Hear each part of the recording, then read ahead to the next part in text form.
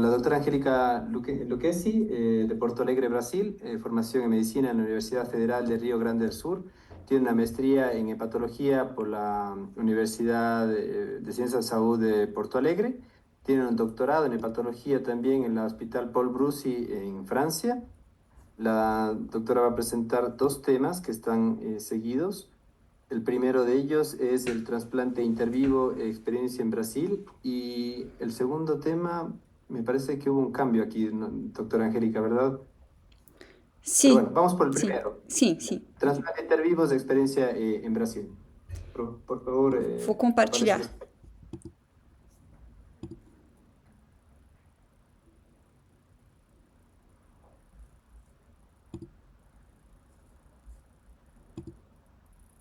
Aí está. Dá para ver a minha tela? Dá, a gente está conseguindo olhar certinho aqui. E ok, vocês entendem? Tem uma tradução simultânea? Como é que está funcionando? Não tem tradução, professora, eu fico aqui bem pertinho caso precise alguma coisa, mas recomendação falar bem devagar. Eu acho que dá Despacito. para despacito, isso. Ok, vou tentar. Se de repente eu me desatar falando rápido, por favor, me pausa, Davi. Tá bom? Tá, pode deixar. Então, vamos lá. Deixa eu só colocar um cronômetro para não me perder aqui. Bom, eu não sei se vocês me ouviram antes. Eu agradeço, então, muito ao convite. Obrigada, Davi. Obrigada à comissão organizadora. É um prazer imenso estar com vocês aqui hoje. Então, eu vou começar falando sobre o transplante hepático intervivos e a experiência do Brasil, como é que está.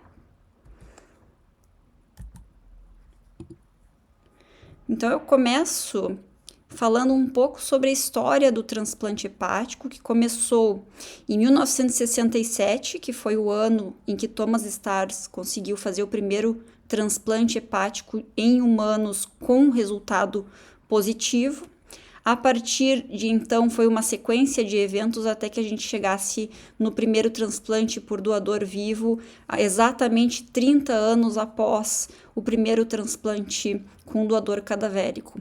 No meio disso, em torno de 1980, na década de 80, o transplante foi aprovado inicialmente somente para doença terminal hepática, ou seja, cirróticos com doença avançada, e depois de alguns anos é que foi se acrescentar a indicação do transplante para tumores, tá?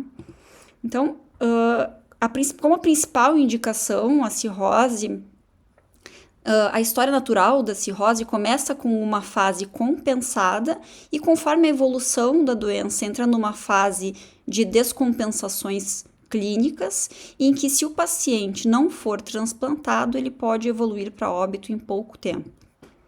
Aqui, uma outra forma de ver a mesma história. Então, no paciente compensado, tem pouco risco de evolução para a morte, mas nos pacientes que começam a apresentar ascite, varizes esofágicas ou sangramento, tem uma chance que chega a quase 60% de morrer no próximo ano.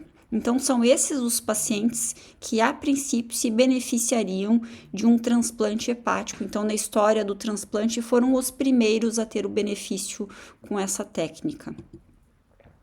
Se olharmos para a estatística mundial, realmente a imensa maioria dos pacientes são transplantados por cirrose e tem outras causas envolvidas. Então, além do câncer, doenças colestáticas, falência hepática aguda e doenças metabólicas. Quando a gente olha para a história para o transplante para tumores, aqui no Brasil a gente tem duas indicações aceitas pela legislação. Em primeiro lugar, eu vou falar sobre o carcinoma hepatocelular. Então, como é que foi a historinha do carcinoma hepatocelular até chegarmos nesse ponto? No princípio, se pensou em transplantar os pacientes que tinham uma doença muito avançada, ou seja, pacientes com tumores maiores que não eram possíveis serem ressecados e que então eram levados ao transplante na expectativa de remover toda a doença.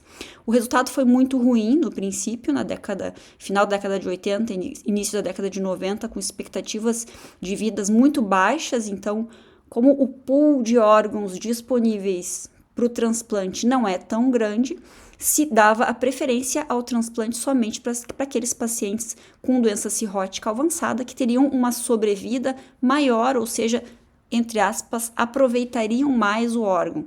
Então, nessa época, foi deixado de lado o transplante para carcinoma hepatocelular por muitos anos, até que em 1993, o professor Bismuth, lá do centro na França, o Paul Brousse, eles publicaram esse artigo mostrando que os pacientes com menos carga tumoral, ou seja, 1 ou 2 nódulos, ou até 3 nódulos menores, teriam uma sobrevida suficientemente grande para se pensar em equiparar aquela sobrevida dos pacientes transplantados por cirrose. Então, aqui surgiu a ideia de se transplantar os pacientes com menor carga tumoral.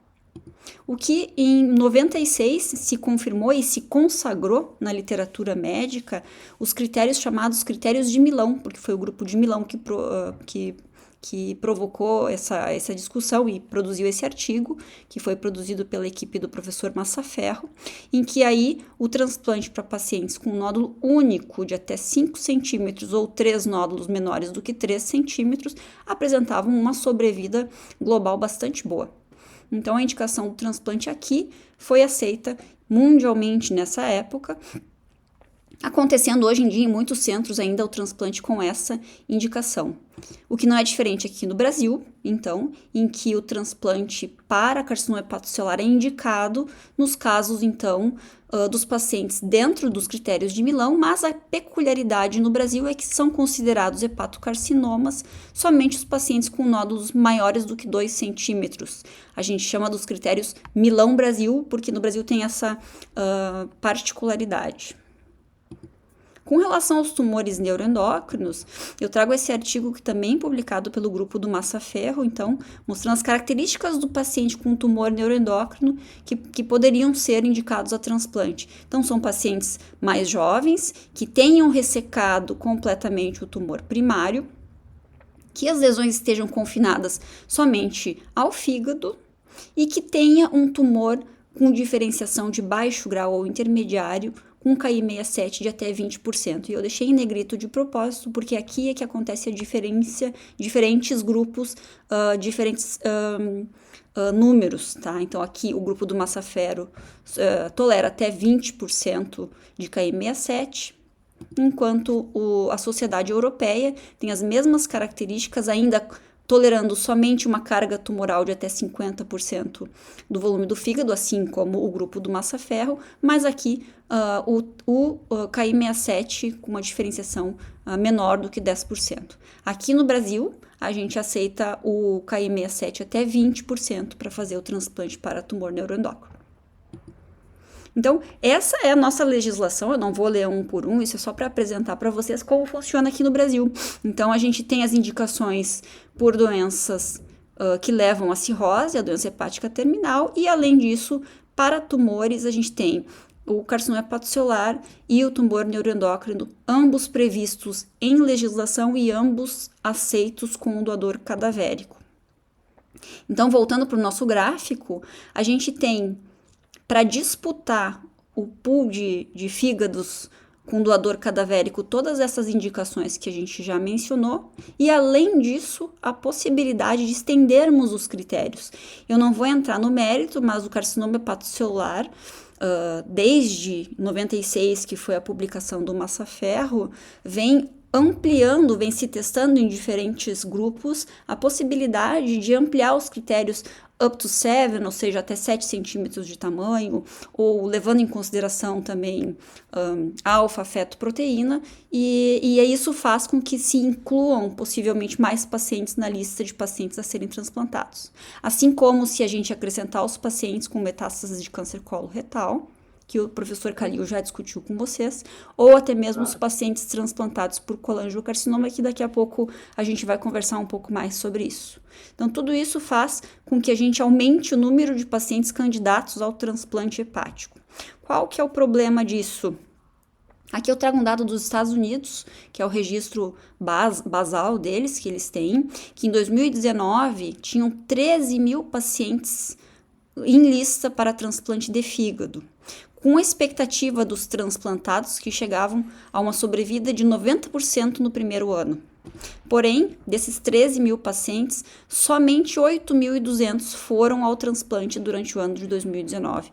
O que aconteceu com a diferença entre 8.200 e 13 mil pacientes?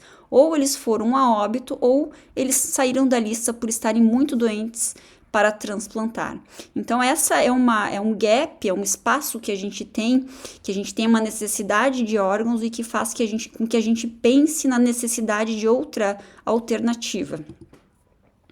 Aqui no Brasil, se a gente olhar o nosso registro brasileiro de transplantes, a gente nota que, se olhar o número total de transplantes por ano, o Brasil é o 4º lugar em número absoluto.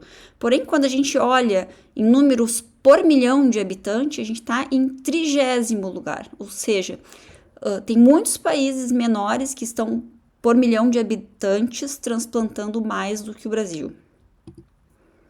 O que faz com que a gente tenha, aqui no ano de 2024, de janeiro a março, tinha no Brasil todo 1.390 pacientes ativos em lista.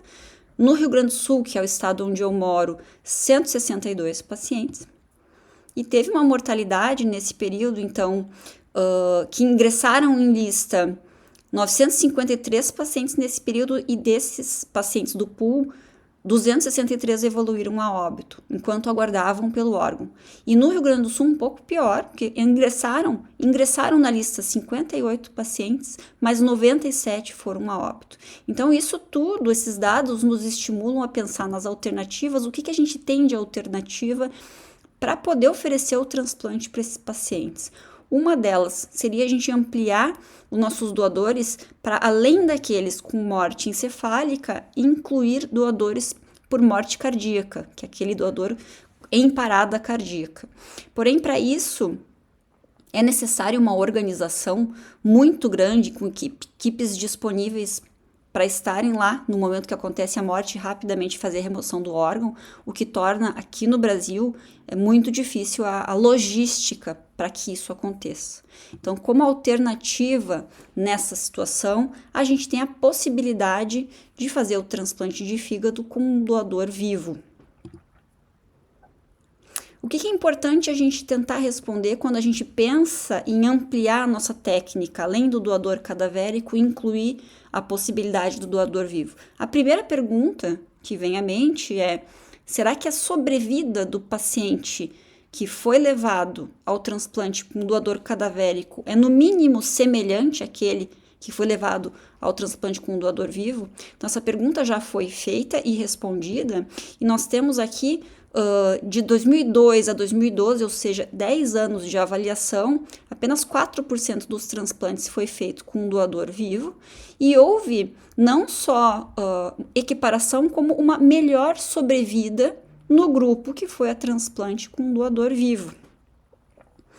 Quando se observou melhor e se comparou os dois grupos, pacientes transplantados com doador vivo versus os pacientes transplantados com doador cadavérico, grupo versus grupo, se observou o quê? Que os pacientes transplantados com doador cadavérico tinham um MELD pior, ou seja, eles tinham uma doença mais avançada, e muito provavelmente por causa disso é que o paciente teve uma pior sobrevida, porque esses pacientes tiveram que, depois da indicação do transplante, ficarem aguardando em lista até que o transplante acontecesse.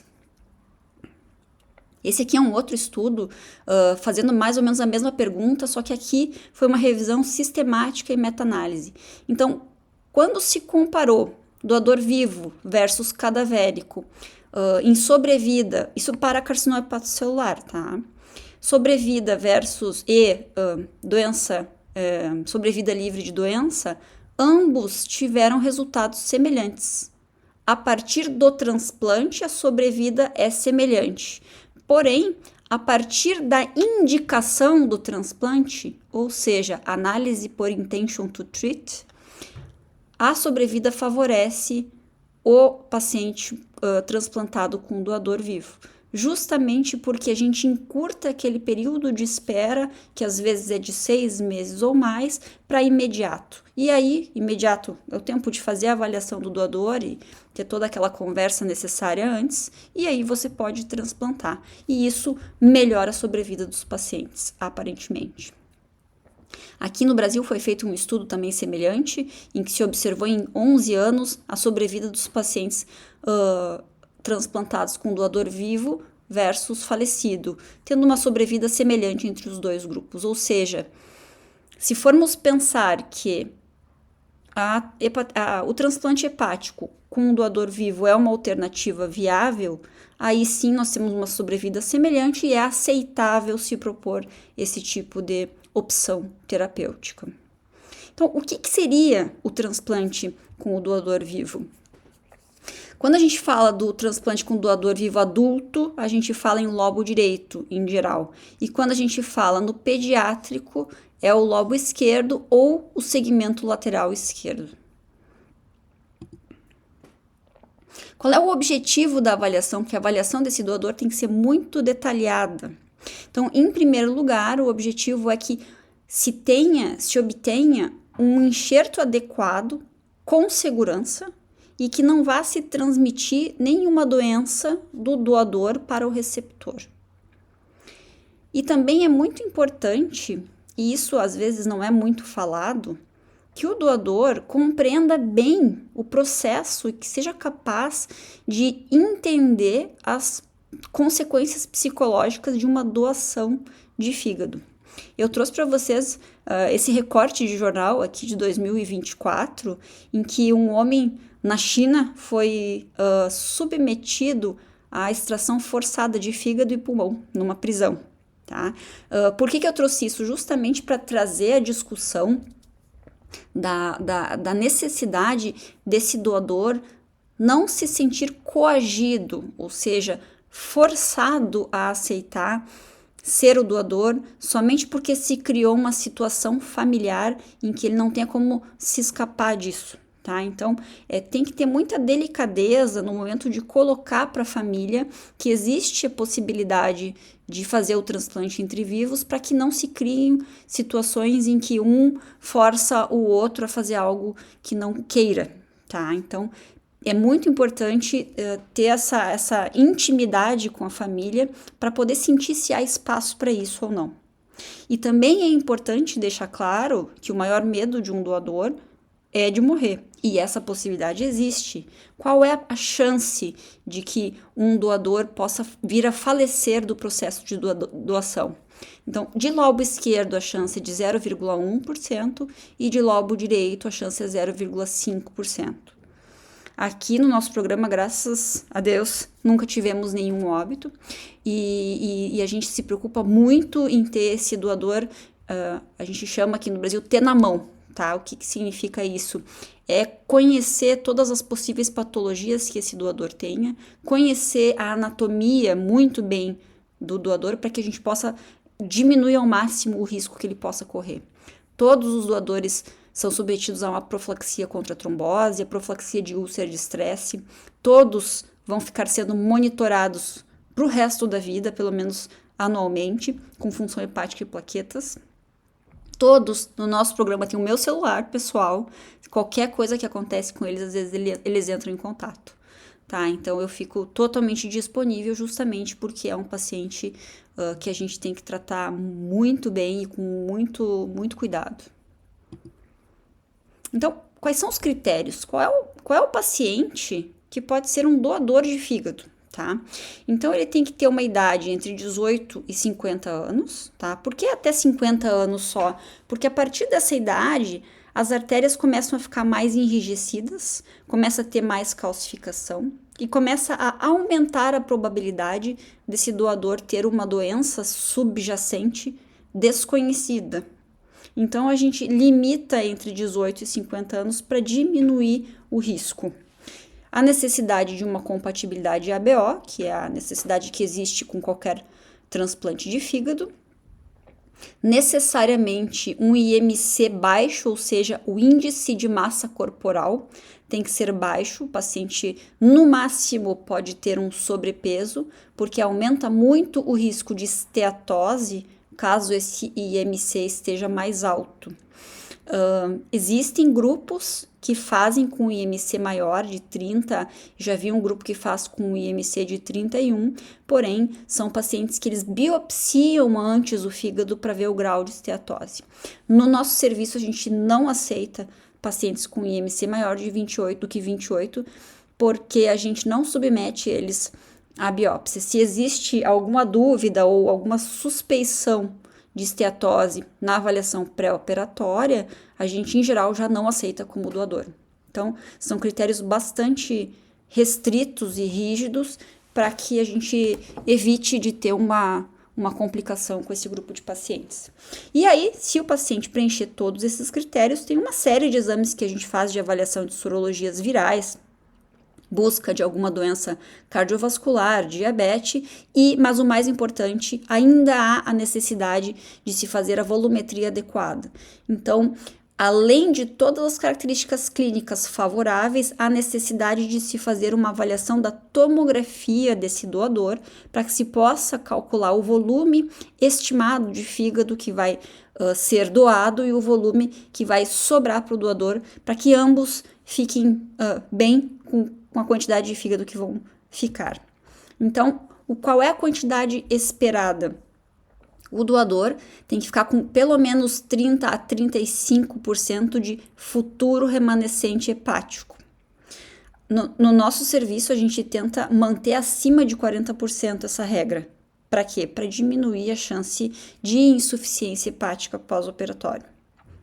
E o receptor, a gente no adulto faz a relação, então, do peso do adulto com o peso do enxerto, e essa relação tem que dar maior do que 0,8. Idealmente maior do que 1%, porém, a partir de 0,8 a gente já aceita. Na criança tem que ser um pouquinho maior, a relação de peso da criança e o peso do enxerto tem que estar entre 1 e 4% do peso. Quem seria o nosso receptor ideal? Tá? Seria ótimo aquele paciente com um MELD mais baixo, ou seja, que não tem aquela doença tão avançada hepática e sem hipertensão portal. Por que isso? Porque ele vai receber menos volume de fígado do que ele receberia se fosse um transplante com doador cadavérico. Então, para evitar o risco de small for size, ou seja, o fígado de pequeno para o tamanho do indivíduo, a gente prioriza pacientes com MELD baixo e sem hipertensão portal. Então, com o futuro remanescente maior do que 1%, seria perfeito, ou um futuro remanescente maior de 0,8, mas que o doador seja jovem e que o MELD seja baixo. Tá? Então, para que se tenha sucesso no transplante, além do volume adequado nas nossas contas, a gente ainda precisa assegurar uma anastomose biliodigestiva segura. Então, muitas vezes a gente faz com o uso, sempre na verdade, com o uso de lupa, e algumas vezes a gente faz com o auxílio do microscópio, que a gente sempre usa o microscópio para fazer anastomose arterial nos doadores vivos, mas podendo ser usado também na anastomose biliodigestiva caso tenha um tamanho muito pequeno.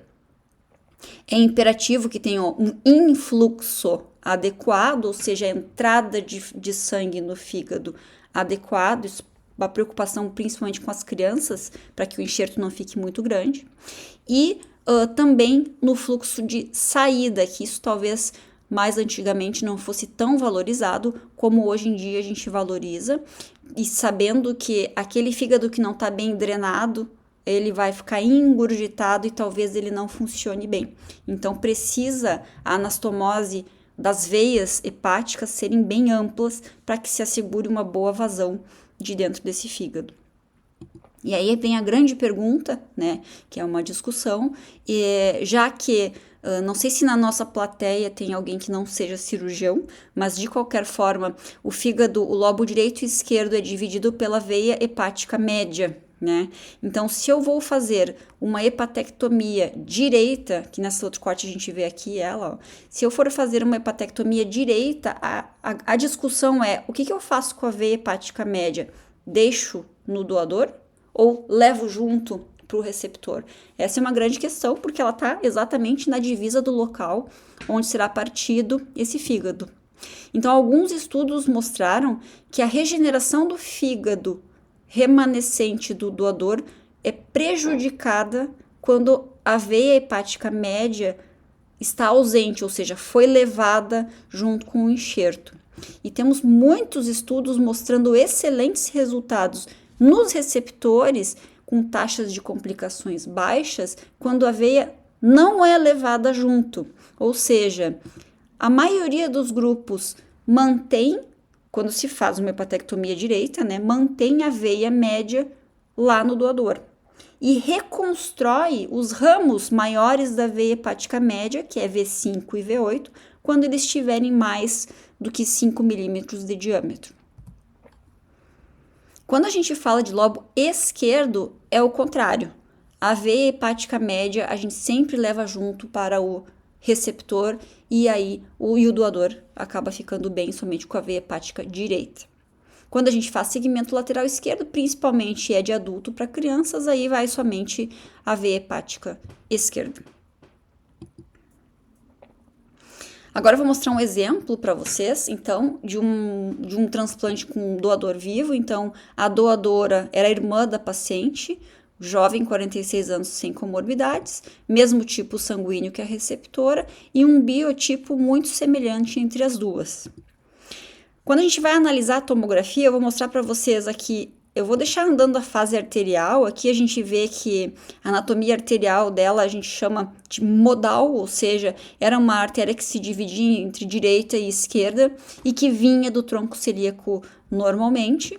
E aqui eu quero mostrar para vocês, isso sim que é mais importante nesse caso, é a anatomia da veia hepática média.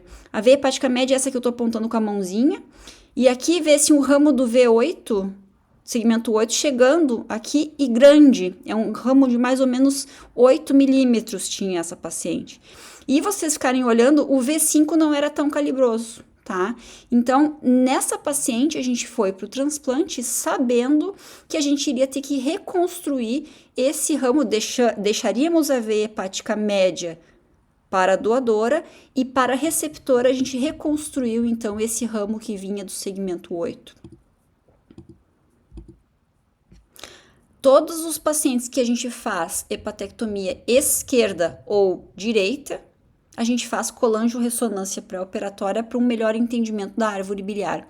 Raríssimos são os casos em que tem uma anatomia que contraindique. Essa paciente tinha uma anatomia bem normal, vê-se aqui do ramo direito ia para o lado direito e o esquerdo para a esquerda, porque existem algumas variações anatômicas em que o ramo do segmento 6 vem lá da esquerda, o que seria impeditivo, porque aí a gente teria que deixar esse segmento, principalmente quando a gente vai fazer hepatectomia esquerda, deixaria sem assistência esse segmento 6. Então, a gente faz a colangio-ressonância para estudar bem a anatomia da árvore biliar e dizer, ó, ok, podemos ir adiante no transplante, que foi o caso dessa paciente.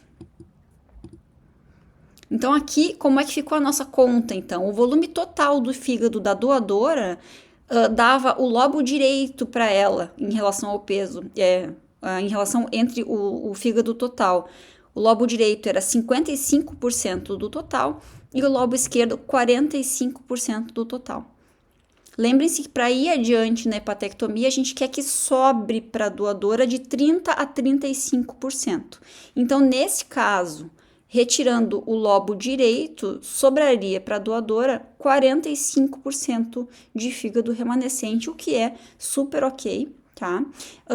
Quando a gente for olhar a relação entre o peso do enxerto e o peso da receptora, a gente tinha uma relação de 1,28 para lobo direito, tá? Ou seja, muito mais do que 1% que era o necessário.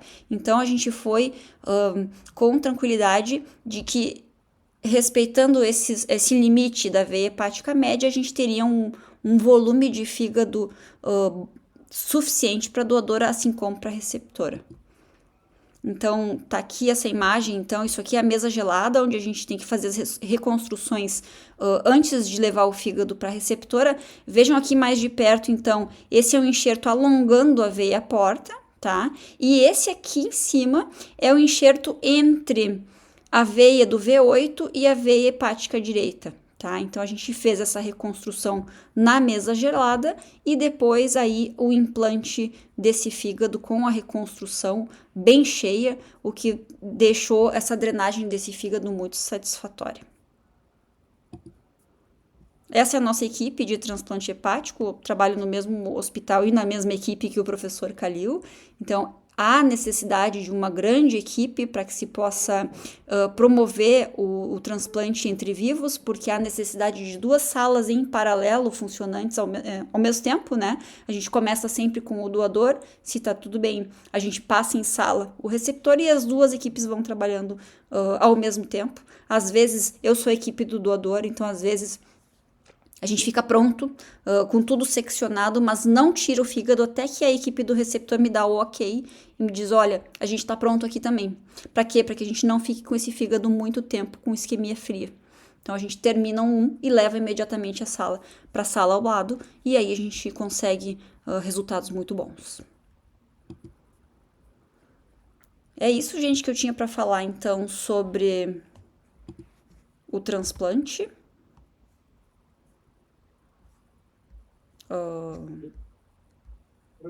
Vocês estão me ouvindo, Davi?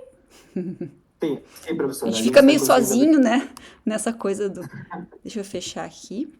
Vamos então... Já vamos direto para a próxima ou tem conversa antes, Davi? Acho que vamos permitir uma pergunta, professora. Então deixa eu interromper o compartilhamento. Pronto. Não sei se a audiência tem uma pergunta para a doutora Angélica. Andrés. La contradicción de la vía biliar que impide un trasplante. Tá, Porque mencionó que la resonancia es muy raro que exista, pero puede existir. tá. A pergunta, professora, é se tem alguma contraindicação na parte da via biliar para fazer o transplante intervivos. Porque a senhora tem falado aí que a colangiorressonância é um bom estudo para ver a árvore biliar, né? Mas, tipo, já na cirurgia tem alguma coisa, tipo, que contraindica mesmo a cirurgia no transplante intervivo? Sim, sim. Obrigada pela pergunta. É super importante isso, porque sim, pode haver uma contraindicação a partir de alterações na anatomia da via biliar. Quando a gente tem variações anatômicas, porque existem algumas variações que são mais raras, mas que podem acontecer, que o ducto biliar da direita se implanta na esquerda. Como se houvesse um cruzamento ali no meio do fígado, e aí a árvore biliar da direita, em vez de entrar somente à direita, tem ductos que entram à esquerda. É difícil, é rara de ter essa variação anatômica, mas quando existe, pode contraindicar dependendo qual é o lado que a gente vai levar para o receptor. Porque imagina, tá? Se eu tenho uma via biliar da direita que está drenando para a esquerda, e eu vou levar o fígado esquerdo para o receptor, essa via biliar, se eu cortar, eu vou ter que fazer uma reconstrução biliar. E isso a gente não faz. A partir do momento que eu tenho uma via biliar com esse tipo de variação anatômica, eu fazer uma reconstrução no doador pode trazer muito risco e aí a gente não submete ele ao transplante e à doação quando acontece isso. É raro, nunca nos aconteceu da gente contraindicar um transplante por causa disso, mas a gente sempre faz a ressonância antes do transplante quando é lobo esquerdo ou direito. Entendeu bem? Já. Tá, professora, eu acho que pelo tempo vamos passar a sua segunda palestra.